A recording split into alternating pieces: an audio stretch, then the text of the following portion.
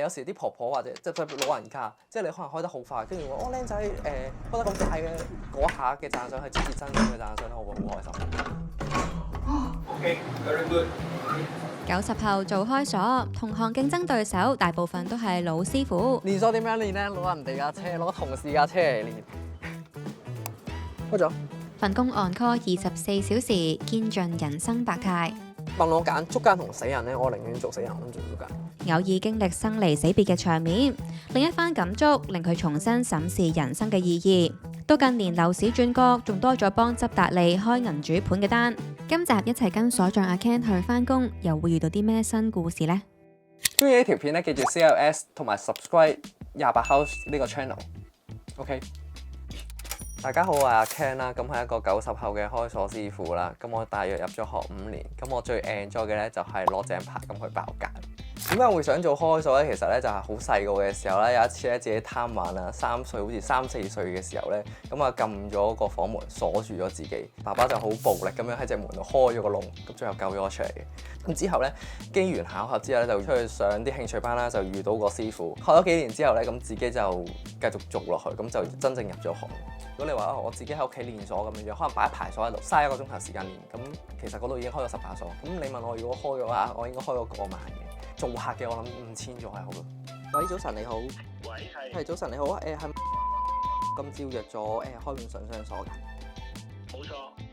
琴日你就接到單 case 啦，就係去一個樓盤度啦，就去開同埋去換一個信箱嘅鎖啦。咁我哋就而家就出發去到嗰個盤度。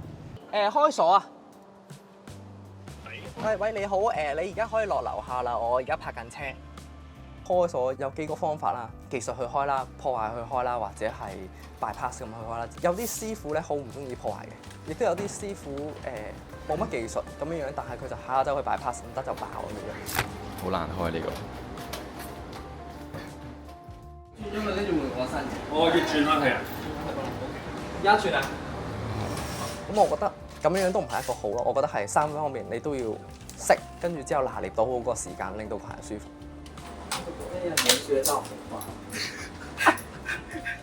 對於今次工作俾你啲咩感覺？有咩評價？慢咗啲咯，好大壓力喎，咁多人望住。一般嚟講啦，10分鐘至15分鐘開到把鎖叫做合理啦。對於鎖嚟講，其實佢都係一個組合嚟嘅啫，只要你撞中個組合就開到㗎啦。即係如果你無限時間嘅話，其實係總會開到嘅，令到個客舒服嘅時間裏邊，或者合理嘅時間裏邊入到屋，先叫一個好嘅鎖匠。如果個把鎖係好難開嘅，咁你會唔會同個客人喺個門口度不斷試？即係可能佢嚟緊可能要開會嘅，或者可能要趕飛機嘅，你唔可能喺門口度搞2個鐘頭，跟住之後技術性開咗把鎖，但係佢遲咗搭飛機。唔係，你係咪唔會教啲客點樣開鎖？唔會。假設啊，成個屋苑我知道呢把鎖有咁嘅漏洞，如果我教咗你開呢把鎖，咁其實你開去隔離屋去開，最驚係咩咧？如果你係拆，你去其他屋苑都仲有 CCTV。但係如果你係同一個屋苑或者同一層包，其實捉唔到。我知道有啲消防好有興趣嘅，係好多都想真係救人。我嘅認知係爆之前都要等上下通，都有 approve 嘅。好多 IG 問我點樣開嘅，或者交流嘅有嘅。咁我覺得嗰啲值得專業嘅。由於鎖係用嚟保障安全同財產嘅重要工具，所以開鎖呢一門專業都唔可以亂咁教。一旦俾不法之徒學到，後果可以好嚴重。咁但係從了解原理嘅角度，阿 Ken 都可以同大家簡單講講鎖嘅基本運作方式。咁鎖匙啦，呢個咧其實我哋拆咗出嚟啦，咁等大家方便啲睇一條啱嘅鎖匙咧，會令到裏邊發生啲咩事。咁呢個我哋叫做細匙孔嘅。咁咧出邊就有個鎖殼嘅。咁咧細匙孔下邊咧，而家咧係會有啲下珠喺度啦。咁個下珠咧其實係同個鎖匙嘅組合咧係匹配嘅。咁插入去嘅時候咧，佢咧會令到佢出現一條平嘅直線出現嘅。咁當平咗嘅時候咧，咁條鎖匙咧就可以扭。咁但係如果唔啱嘅時候，或者冇插鎖匙，點解會唔得咧？就係因為咧上珠咧其實會衝咗落去嘅。咁如果我插一條錯嘅鎖匙落去嘅時候咧，其實咧佢會有啲凹凹凸凸喺度。咁佢凸咗出嚟嘅時候咧，咁就扭唔到落去，咁就開唔到把鎖咯。我哋整合咗張圖，方便大家理解開鎖嘅原理。有興趣嘅話，可以暫停畫面慢慢睇。啱啱同你講咗咧把鎖嗰個開嗰個原理啦，咁不如你而家試一次咧。好，咁呢把透明嘅鎖咧就見到晒啲珠嘅，咁我而家咧就係要將令到佢上珠同埋下珠嗰條分界線可以出現翻到出嚟啦。先搭太大力，輕手先，温柔啲。師傅佢仲有幾係呢條。耐啊？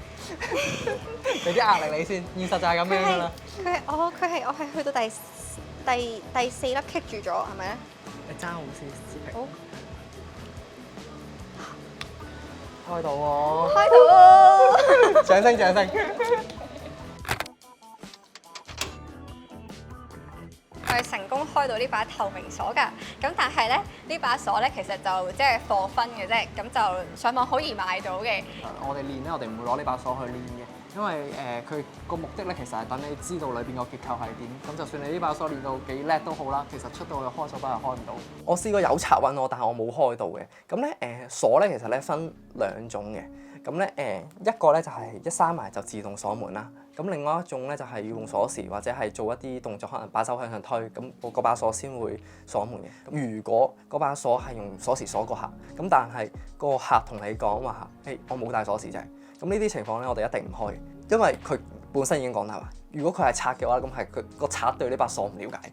咁如果係一閂埋就鎖門嗰啲咧，我哋會對住啲證明啦，跟住之後攞身份證登記啦。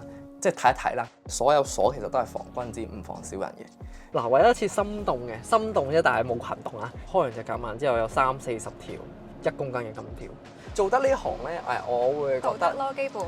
道德咯，即係你好似哈利波特伏地魔，即係你揀做好人哋做食死人咁樣樣。你要幫自己建立翻一個信譽。開鎖你唔會發達㗎，即係你問我開鎖唔會發達㗎，但係開鎖可以揾到錢咯，即係揾到錢，穩定咁樣揾到錢咯。即係你肯勤力力，3點鐘有張單，1,800蚊、1,500蚊咁樣，你去唔去啊？你唔瞓覺去，咁等於人哋一日翻1日人工收入㗎咯喎。概括一下阿 Ken 平時嘅工作量，佢近期日常平均每日會接到大約5單 job， 高峰曾經單日接到15單。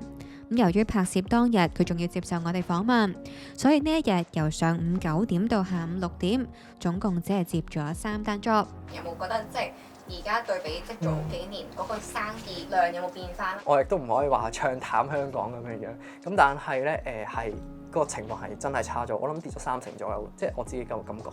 我19年開始入行，嗰陣其實嗰陣都好誇張，可能一個屋苑啦，一個星期可能要去3-4次，可能一去可能換2單咁樣樣，有咁嘅情況，即係夾埋 group 埋一齊咯。問個客呢段時間得唔得閒啊？會唔會方便啲啊？咁樣樣新盤係少咗生意，咁但係另外一邊咧就係可能銀主盤多咗啦，或者係啲人唔交租或者唔交吉啦，跟住之後最後要搞到業主揾質達主任揾收樓嘅，或者可能頭先咁樣講啦，可能上個星期有3單咁樣樣。我以前可能一個月做2單，咁而家可能一個星期我一個月可能做8至10單咯。呢一日完咗第一單 job 之後，冇耐就接到第2單，係一個屋苑嘅保安打嚟，話某個單位嘅工人姐姐出門口買嘢冇帶鎖匙，翻唔到屋企要揾人開鎖。喂，收到。OK，拜拜。土瓜灣有單，有單啊，土瓜灣。冇帶鎖匙咯，即係我哋咁樣叫做冇帶鎖匙，即係一扮埋就鎖咗門咯，所以其實。不過因為冇業主嘅允許，所以我哋都冇辦法影低成個過程俾大家睇。去到放工時段又有新 case， 而今次大頭蝦嘅主角就係一個後生女，同樣都係冇帶鎖匙，翻唔到屋企。啱我哋上去第3單 case， 我哋開鎖嘅時間共咗7分鐘。